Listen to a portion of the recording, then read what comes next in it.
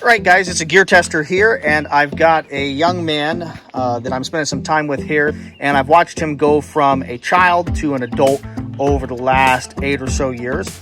But he has been and continues to be quite involved and interested in airsoft, and airsoft is different than how I played airsoft with 40 or 50 or $100 airsoft guns. Things have gotten a lot more technical.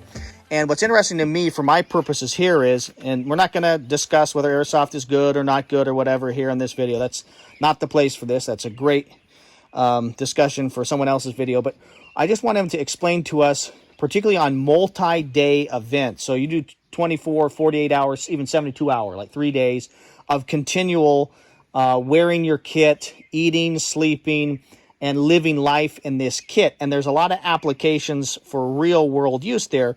And I think what's interesting is, I've taken, and I've shared on my YouTube channel here, guys, that I've taken multi-day courses, but what I haven't done is worn and lived in that kit for multi-days. And so there's a number of young men, young women, and, now at this point, lots of adults play airsoft kind of in a MilSim manner, but there's a lot of young people that have a lot of experience, kind of long-term living, multi-day living out of bags and using equipment. I mean, we've got actual night vision here, okay? We got actual night vision, and we've got some gear here. So I just want Mr. H here to share with us some of the stuff he's learned from these multi-day events and kind of talk about the nylon gear, some of the night vision, and some of the things he uses to make his life easier. So take it away. All right, so I think, first off, most important is going to be your first line gun belt. At these big events, usually, this will stay on me at all times. This never comes off. This has got, things such as tourniquet. We do have, real world medical emergencies out in the field sometimes. Yeah, so somebody could fall down or cut themselves or something, and being able to have an actual tourniquet might be useful. Yeah, and usually, the stuff that's on your first line gun belt, that's going to be for you personally. You're not really going to be ripping that off and putting it on somebody else. But, right here, I've just got it with a single rubber band. Yep. So that makes it easy. If I need to rip it off or somebody else needs to rip it off, they can just come right up, grab that, rip it off, and apply it as needed. Next, we just have a single pistol mag. I don't really personally like a too crowded gun belt. There's still a lot of room you can left. put so much stuff on them. But, the more I've found is it's just more weight on your waist. And, when you're wearing that for 72 hours plus, it becomes extremely uncomfortable. So I try and run it, as minimal as I possibly can. So just one single pistol mag on my gun belt, one single rifle mag. And, so you kind of got your fast rifle mag. Yeah, quick. So that's really all that's for. And, when I expend this mag, usually what I'll do is I'll pull one off my carrier and I'll stick it on there. Yeah. Next over, we have a dump pouch here, for throwing all my empty mags in. It tightens down and all that, folds up real tight. I did a little mod to it, put this on here, so this goes around the back end of my leg. Yeah, so this kind of operates like a thigh strap. I had never seen this done before, guys. And I thought this was interesting, and tell them why you do that. So it runs kind of like a thigh strap would on a drop leg rig. Yeah, so usually the dump pouch is going to be sitting, right on the back of your leg. And when you put a bunch of weight in there, what it'll start doing is it'll start flapping when you're running and smacking you, and it becomes... It's kind of high slap factor. Yeah. It's making noise. It's moving. Making noise. Yeah, it's just moving. It's being a pain. So this takes all that movement out of it. I love that. So just a little bit of shock cord. I mean, that's like 25 cents a shock cord. It's just a little bit of shock cord. Put right through the rain drum. Put right through the drain hole, and then I've just got it pulled up to one of these little things, so you can adjust the length as needed. Awesome. For your leg.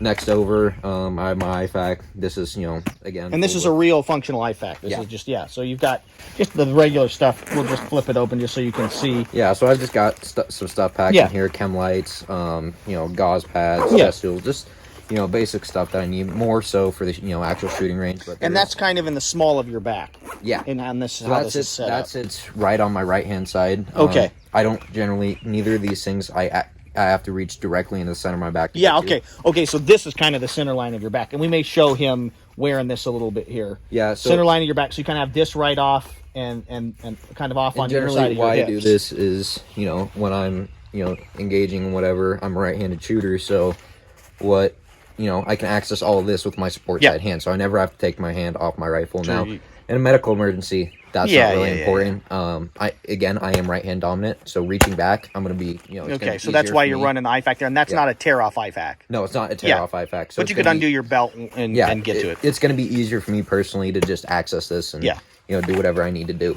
Next over, we have a frag pouch, Because you guys use some airsoft grenades and stuff. Yeah, we have, there's a number of different companies that make them, and, we use them quite often. So sticking them on your gun belt, I like running mine here personally because I found when you stick them, towards the fort, a lot of guys will run them up here. And I found that I do a lot of laying down, know, and I will, I've broken the housings on a few of them, and it's, interesting. Just annoying. So leaving kind of your, what we would like an appendix area, kind of the front of your body as flat as unobscured, so you can lay down, because you might be laying down, observing. Yeah, the last one I went to, I laid down under a truck in a parking lot with a, M249 saw for 6 hours. Yeah. So I mean, that's a great just as real world application. Exactly. And as lying on the ground is lying on the ground. And plus, when you start sticking things up here, if you lay down, you go to get up, you can rip those things off. Interesting. And lose them. So we have a Glock 17 airsoft gun there. Glock 17. But you've got a real Surefire pistol light on it. Real X300. I just, And you've got a real Safariland holster with Safariland attachments. Yeah, so it's... it's just on a QLS fork. Do you like that? Do you run other pistols and stuff on that? Yeah, so I have other, I have other holsters, so it's just as simple as that. Yeah. And then, I just... And you don't find that, that kind of moves the gun away from your body about another half inch, maybe, quarter inch? Honestly, from what I found, I personally like it. Okay, actually moving it off a little bit more. Yeah, moving it off, because it's more natural than coming straight to your hip here. Okay. You're drawing from here it's a little more smooth. You can present a little easier. I use this holster for real steel shooting, a lot. I mean, this belt is fine for whether you're shooting real guns or whether you're running airsoft. It's just a matter of switching out guns and ammo and stuff. Yeah, exactly. So, and it's just, I like it with the QLS. Do you like this rigid? Because I have mine, I run a soft, like kind of I don't know I can't remember what it's called, but Safariland makes kind of a folding. So they make a couple different versions of these. I have another one of these on a different gun belt that is actually, it's got a pad here. Same system, but it's got a pad. Personally, a lot of guys, what they'll do is they run it the other way through here, so they come from the outside with their belt and go through. But I found that this form fits to my hip really well. Okay. So I personally ran it this way, and it's comfortable to me. Yeah. I've got a Velcro inner belt on. Now, so you're running so this is something that I haven't played around with as much, you guys. I have not used an inner Velcro belt with an outer Velcro belt. I've just used kind of the older battle belts, and I haven't liked those. And I think this would probably be more comfortable. Yeah, so this is way more comfortable. It sticks to your body a lot better. Yeah. It's overall more comfortable, and it's like if you want to take your gun belt off, you still have a belt. So who manufactures this gun belt? This is a Ronin Tactics. Ronin Tactics. Okay. Yeah. So. Ronin Tactics, you're going to have Eagle Industries both here and here. This is a TYR. This is TYR. I think that's a Fly Industries. Okay. And yeah, so just... I mean, this is pretty high-end gear. This is not... You didn't go down to your local, like, airsofting shop and pay $80 for this. I mean, you have got hundreds of dollars of probably tactical nylon. Yeah. So with the plate carriers, honestly, this right here is just this is kind of my runaround. We do go to these big events, and usually this carrier, I've got, 3 or 4 different plate carriers.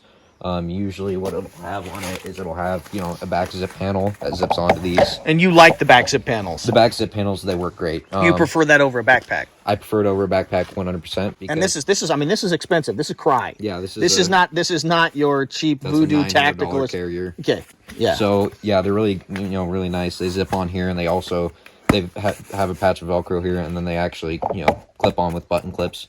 So it doesn't really move at all. Yeah, so it's not moving, and you prefer that over a backpack. So do you prefer that because you're able to, like, zip it off if you're running something else, zip it on? Yeah, I can zip it off, zip it on. I don't have to, I'm not having to sit there and weave it through for one. Yeah. But also, I've found that most backpacks, no matter how nice they are, when you just put them all the Velcro on, and you're running, sometimes they'll start to shift side to side, no matter how tight you leave them. Yeah. I mean, okay, because what's interesting is I've always run slick plate carriers, you guys, and I mean, I'm not playing airsoft, so I'm actually running a plate carrier, and I run slick plate carriers because then I could throw whatever chest rig I wanted on.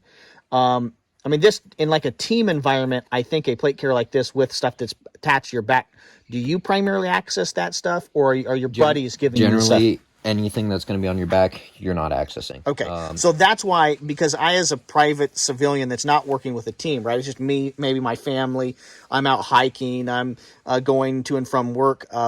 I found that a backpack serves me better because I can take the backpack off because I don't want to take my plates off or my body armor off in order to access it. But in a team environment, where you've got a buddy system saying, hey, I need that extra water bottle, the food, the extra magazines, whatever. Yeah, you really shouldn't be trying to access anything on your own person. You should always have somebody there off the doing back. Okay. Exactly. Okay. It's got a nice drag handle. Yeah, so buddies nice can drag handle. you. They can grab you and drag you from there. Is this quick release to get out of? No, so I took those out because they're, in my opinion, probably one of the stupidest things you can do. If in a real world environment, if you have been shot and that carrier needs to come off you, they're not going to pull that. They're just going to cut that thing off you. Yeah. So I mean, like, I get it. Like, if you fall into a river, an ocean, you're drowning, being able to pull that. What I always wondered about is, because I'd seen your other carriers that had those, I always wondered about snagging that on something and just having everything fall off. Generally, no, they're actually, you have to put some force into pulling them. Okay. For one, and two, I'd always tuck them up under here. Okay, so you can always kind of hide them. Would you tape them or anything? No, usually if you just tuck them up under here, these shoulder straps are pretty tight on here, so they're not. But you didn't find that you guys were, like, I don't know. It just seemed like a great way to prank your buddies. Walk up and that's exactly what we were doing. Yes. That's really the only purpose that I've ever seen them used for. It'd be interesting to see if in real combat scenarios, if there's any documentation of that saving people's lives. Personally, I play with a bunch of guys who are in 275, 375, and 175. So real guys that are in regiment. And they mainly wear Cry-AVSs, JPCs. That's generally what they wear, and pretty much all of them say they've never used them. Yeah, I guess it makes sense. You just pull your shears, you just cut your buddies if you need his plate off. Yeah, you're getting it off as quickly and as easily as possible. Interesting. And generally, if somebody's been shot and they're laying on their back, you don't want to move them. So if you can just cut this front plate off of them and kind of pull it away from them, that's going to be best. This carrier is really just kind of more of a day game setup. Just run around and do whatever. Yeah, so you got kind of a simple, again, why did you not do double stack? I mean, I guess in Airsoft, you've got more than 30 rounds in each magazine, right? Absolutely. Also, double stack, in my opinion, it adds so much front weight that the carrier will actually start to ride down, and the back end will start to pick up, no matter how much weight. Yeah, and these mags are not as heavy. What I find too is, in terms of weight, when you get 6 mags or 8 mags when in you have front of you, 6 30-round mags in front of you, it gets very heavy, very quick. I just find it so. I guess again, what we're seeing here is whether it's Airsoft or real life, running 3 mags, not double stacking your mags, means that you can lay down on the ground. You can have additional magazines someplace else, in a drop rig, a backpack. But I just think it's interesting. I had double stack mags, and I moved towards Spirited system, chest rigs, and other systems that allow me to be thinner. I just found the double stack is just uncomfortable, particularly if you're laying on the ground. The other thing with double stack is, since the mags are sticking out so much farther, especially if you're using a sling, it makes it really hard to manipulate your rifle. There you go. It starts grabbing on mags, and it's just it's really not a good time. So this is just it's a custom little placard I had made up. This is what the industry's moved towards, basically. Yeah, absolutely. Everybody's doing this. So basically, it's just got these 2 clips right here and here, and then you just go like that. Yeah. And then I can throw whatever I want on there. Cry, they come with built-in mag pouches and everything. I personally don't really use them. Okay, so you could just run your mags. Yeah, so you could just run your mags You could have this completely slick on the front and just run your mags in there. And that doesn't seem to have. No, it doesn't have mag inserts, but But you just put a mag insert. I mean, there's a million mag inserts. Spirited systems, Ferro Concepts. They all make all these different stuff. A little dangler. Now, I carry a lot of things in this dangler. Mainly, it's fruit snacks. So it's kind of your licky chewies, like snacks. Fruit snacks always make me happy. An extra headlamp, maybe. Extra headlamp. Headlamps are really important because most of the time at night we're moving around with our night vision, but when we're in camp and everything, headlights, you're using a red light, whatever. It's just really it's always Now I notice you have a fanny pack too. Do you take this off when you run the fanny pack, or you run both? Generally I'll run both. Okay, interesting. Generally I'll run both. Now this I had specifically made so it won't interfere with that fanny pack when I have it on. Okay, so this is a custom. You had somebody sew this up. This is a completely custom piece. It's very similar to the I think it's the Ferro Concepts dangler. That's kind of what I based the design off of. But these were all my own measurement parameters. And everything. So did you? All right. But you're wearing a fanny pack that basically goes on a strap around your waist too. Correct. Okay. Yeah. So I just I kind of throw all the things that I need to have immediate access to, whether that's extra batteries or whatever it may be. Just whatever I Yeah. need. And then, you know, I've got little Velcro inserts for the inside of this, so I can stick it in there and I can organize things in there, which you know I usually do. But. So my question is, do you guys ever, as you're playing, like let's say you've been hiking and fighting and maneuvering for 8 hours, and do you guys ever take your plate carriers off and then you just have your So you're going to the bathroom or you're eating or something, and other people are kind of holding security? yeah, so generally, when you go to one of these big events, everybody's got, you know, a big rucksack that generally is between 60 and 80 pounds. 60 and 80 pounds. Correct. Yeah, you've got a lot. You can pack way lighter than that, but when, you know, in a big team environment, we've got a bunch of extra stuff that we bring, you know. So like extra ammo, water. Waters. 80 pounds, dude? 60, 80 pounds? Okay. Yeah. I think the last... Is that like camping equipment too? No, not necessarily. I mean, the last event I went to, my bag weighed 65 pounds. And that's what you're carrying on your back as you're hiking around? Yeah, as you're hiking around. You don't always have that with you. We will drop those off. At like some kind of base camp? Yeah, we call it, you know, our PB or patrol base, whatever it may be. We generally drop those off, but you know, we could have anywhere from a 1 mile to a 10-mile ruck into that. Okay, then you find that place, kind of set up a base of operations. Generally, I haven't personally had anything that's over 5 miles. Okay. But you know, it can be 5 miles, and it can. Do you guys ever use like wagons? I've seen some pretty creative ways to wheel stuff around. We don't really use wagons or anything. At the big events, you know, they'll have actual vehicles that we can ride around in. Generally, you know, you have to actually ruck in. You don't get to just hop in a vehicle. I mean, I guess vehicles could be dangerous in terms of you don't know where people are. Somebody's laying on the road. Somebody's not paying attention. And they're not so much worried about that. Pretty much everybody, you know, everybody that goes to those games has pretty good common sense. And they're not, you know, it's not really an issue. But, you know, there is, you know, they have speed limits and everything. Yeah. You know, there's certain things. So then basically... so you got your kind of cummerbund system that comes around. Yeah, so, you know, the cummerbund system that comes around on the Cry. That's kind of a modified cummerbund. There's a million different ways you can weave an ABS together. Okay, so show this here. So this peels apart right here, and then this piece right here, it slides into that little deal right there. Okay. Correct. And then I usually slide it up to where that mag's snug, because I put that to where that's about right on me. And then this flap just pulls over, and I just tuck that back in, and then I stick the placard down on top of it. Okay. Now that holds it really snug on my body, to where at the point where I'm running, it is not shifting at all. And that's are you running that? But you're not running it so tight that it's squeezing you. Okay, not running. So it's tight, and I like this. What I noticed is this is kind of rigid here. Yeah. So the AVS is a really awesome carrier. It's, you know. Yeah, I mean that's rigid. Like, I mean, as rigid as like the Viking Tactics war belts that I've seen. I like that. So they're super rigid. But they're also very comfortable. I personally have a set of pig pontoons in the back. So this is standing off from your back, allowing you to sweat, air to move. Yeah. These just peel right off. They're just padding. It just pulls it a little away from my back. You know, there's guys that put padding all throughout these things. I personally just like backpacks. And this is kind of like a hook and loop, like a loop material. Yeah, it's just a super... Do they... I mean, what annoys me about some of this stuff is I don't understand why this is not coyote. Why are they doing that now? Why are they black? Yeah. Generally, it's the coyote colors. You're not going to notice it. If I have this on, you're not going to see that. Yeah, I guess. Yeah, okay. So it's not really a big And maybe issue. it's a production thing. I imagine that's where they're headed. Cheaper. Okay, it's cheaper because it's black. Yeah. Because everybody is black. Yeah, exactly. So Cry AVS, you know, awesome carrier. It's a low-bearing carrier, so it doesn't just put all the weight in the shoulder straps here like most do. It distributes it through your, through here as well. Yeah, because this whole thing is rigid. Now you've got only one buckle here, so basically you come in and out this one side. Yeah, so I you know, rip this Velcro off here, pull this out right here, and then I just unclip this buckle. Okay. And when I do that, the whole carrier just opens up and falls away from me. Okay. Nice and easy. Yeah. All right. I mean, if you think about that design, something like this has been used. That's been used by Ranger Regiment since going on 20 years. Yeah, but I'm thinking about like a breastplate. Like this seems to me very similar to kind of a samurai breastplate. Kind of like a cuirass or something like that in terms of very simple, you slide in, you do one strap, and then you're just messing with this one side. I like that rather than both. Yeah, so then this is also, these are called MBAV plate bags. So basically what these do is, most plate bags you'll see, they're just a straight cut. Okay. These flare out at the bottom. I have real plates for these, and basically what that does is it gives you Generally, carriers won't. They'll protect your A zone, the important zone.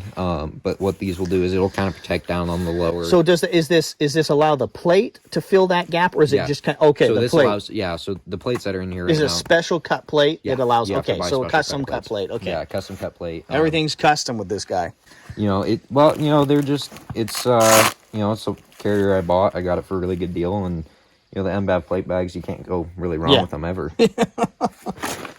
So, but that's a $600 plate carrier. That's probably 800, close to $1,000, right? That's the market's been going crazy recently. Yeah. Okay. And you get some of this stuff used and kind of horse trade. And I find a lot of this stuff really good deals. I was lucky enough to find that carrier completely brand new for $400. Okay. I hope you found this video helpful, interesting, or at the very least entertaining. The goal of the Gear Tester YouTube channel has always been to produce quality video reviews on the topics of shooting, camping, and survival gear. Part 2 of this series will be released next week, so make sure to subscribe to my channel and hit the notification bell. Go forth and prosper.